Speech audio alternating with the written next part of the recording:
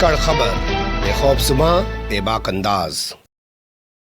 धाकड़ खबर के news room से मैं आपके साथ हूं अकरम रईस खान। महाराष्ट्र के पालघर में हुई साधुओं की हत्या का मामला अभी शांत भी नहीं हुआ है। भोपू मीडिया के दलाल, चाटुकार और दंगाई पत्रकार उसकी आड़ में नफरत का अपना खेल लगातार खेल रहे हैं। मामले को लेकर एनआईए जांच की बात की जा रही है। बॉम्बे हाईकोर्ट में पिटीशन दाखिल की जा चुकी है।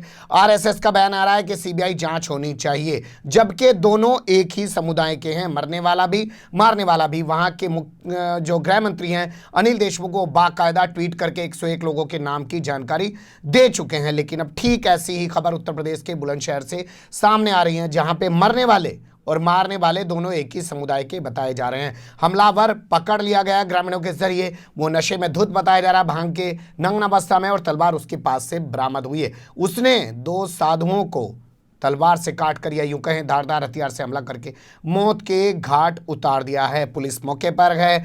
उत्तर प्रदेश के सीएम आदित्यनाथ योगी ने एसएसपी और तमाम लोगों को कहा है कि सख्ती से कार्रवाई करें जो भी हमलावर है। लेकिन मैं आपके सामने मीडिया का भी हाल रखूंगा, खासकर अखबारों का हाल, कि कौन किस खबर पे कितनी गंभीरता से लोगों को जानकारी दे रहा है और कौन लोगों को दिग्भ्रमित करने की कोशिश कर रहा है। लेकिन सबसे पहले चलते हैं खबर की तरफ।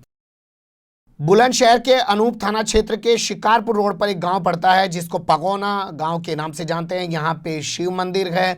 सोमवार की रात यहां पे इस वारदात को अंजाम दिया गया। 2 साधुओं की, 2 संतों की यहां पे निर्मम हत्या कर दी गई। मंगलवार की सुबह जब लोग यहां पहुंचे तो उन्हें इस घटना की जानकारी हुई। उसके बाद उन्होंने इस हमलावर को जंगल से नग्न अवस्था में तलवार के साथ पकड़ा है। कौन है हमलावर? लेकिन उससे पहले ये समझ लीजिए कि कौन है मृतक।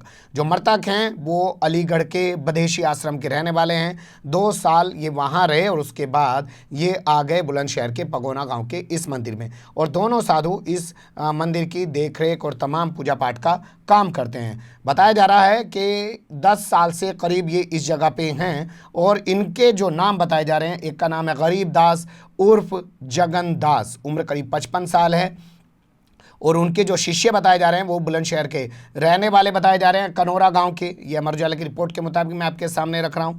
शिष्य का नाम उनके बताया जा रहा है शेर सिंह उर्फ सेवा दास, जिनकी उम्र है 35 साल। दोनों की निर्मम हत्या कर दी गई है। मामला क्या है वो थोड़ा सा समझ लीजिए, फिर आपको बताऊंगा हत्यारोपी के बारे में। अमर उजाला की रिपोर्ट कहती है कि सोमवार को गांव पगोना का ही रहने वाला एक शख्स जिसका नाम है मुरारी उर्फ राजू, इस नाम को थोड़ा ध्यान रखिएगा, मुरारी उर्फ राजू पुत्र देवी सहाय, एक संत का यानी कि एक साधु का चिमटा उठाकर ले गया या चिमटा चुरा के ले गया, जो भी उसने किया, उठाकर लिखा है अखबार ने। उसके बाद साधुओं ने उसके घर जाकर उसके परिवार के लोगों से उसकी शिकायत की। बताया जा रहा है उसी से गुस्से में आकर देर रात उसने मंदिर के अंदर घुसकर दोनों साधुओं की निर्मम हत्या कर दी है। पुलिस का भी बयान आपके सामने रखेंगे और जो तमाम चीज़ें और आ रही हैं वो भी आपके सामने रखेंगे।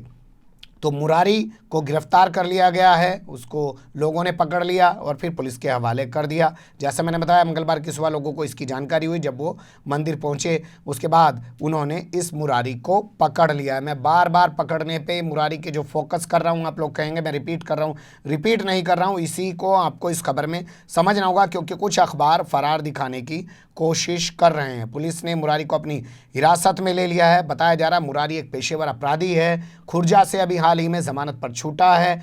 लूट और हत्या के मामले में वो जेल में बंद था और उसके बाद अब उसने इस जघन्य अपराध को अंजाम दिया है। मैं आपके सामने बाइट रख रहा हूं। सबसे पहले वहां के सीईओ की सुन लीजिए।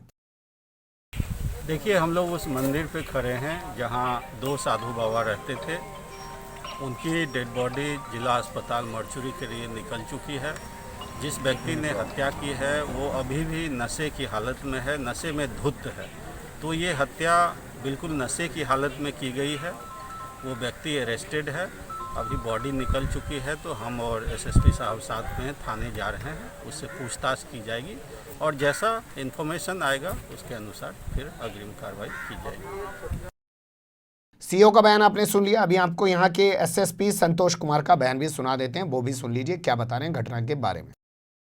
गांव में आज एक दुखद घटना हुई है।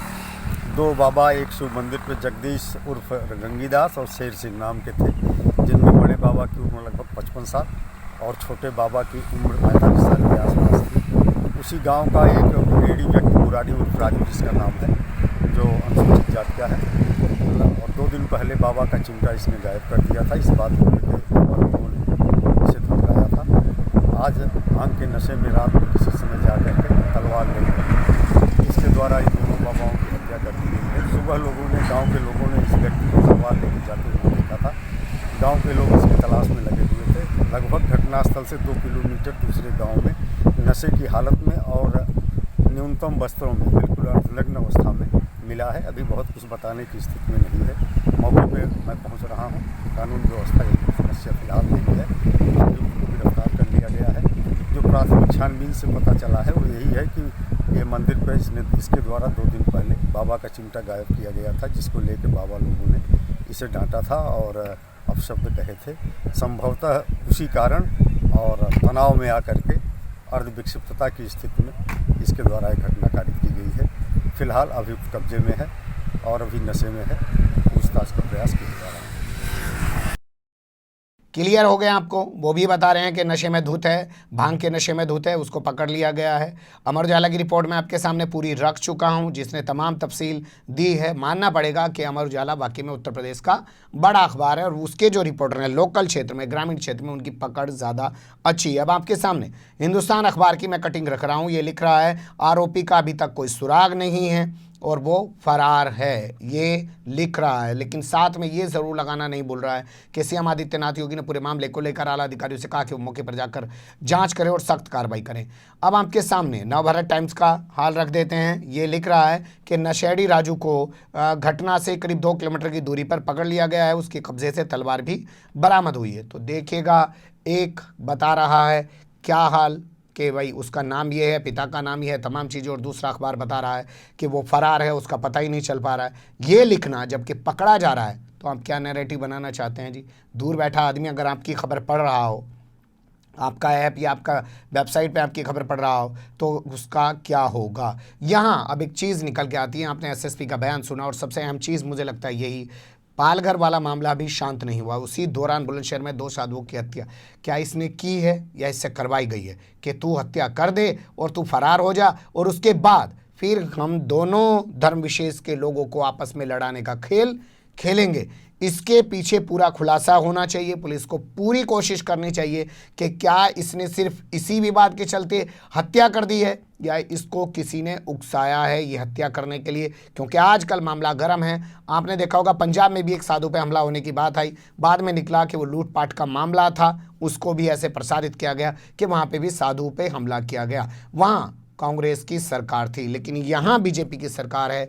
और बुलंदशहर जो पश्चिम उत्तर प्रदेश के अंदर आता है, यहाँ जो इलाका है मुस्लिम बाहुल्य भी माना जाता है। तो क्या ये महज इत्तेफाक है, इसने नशे में धुतों के खुद कर दिया या इससे करवाया गया है? कम से कम इस साजिश का खुलासा होना चाहिए, क्योंकि 16 अप्रैल की घटना वो और 27 अप्रैल की घटना ये 11 दिन बाद सोचे समझे तरीके से तो नहीं किया गया है कुछ। बने रहेगा धाकड़ खबर के साथ। फिलहाल कमेंट्स के रूप में आप लोग अपनी राय दे सकते हैं, खबर को लाइक कर सकते हैं, चैनल को सब्सक्राइब कर सकते हैं और ज़्यादा से ज़्यादा हमारी खबरों को शेयर कर सकते हैं। फिर ऐसे ही किसी सुलगते हुए अवलसते मुद्दे लेकर मैं आपके सामने हूँगा हाजिर। फिलहाल अभी मुझे दें इजाज़त।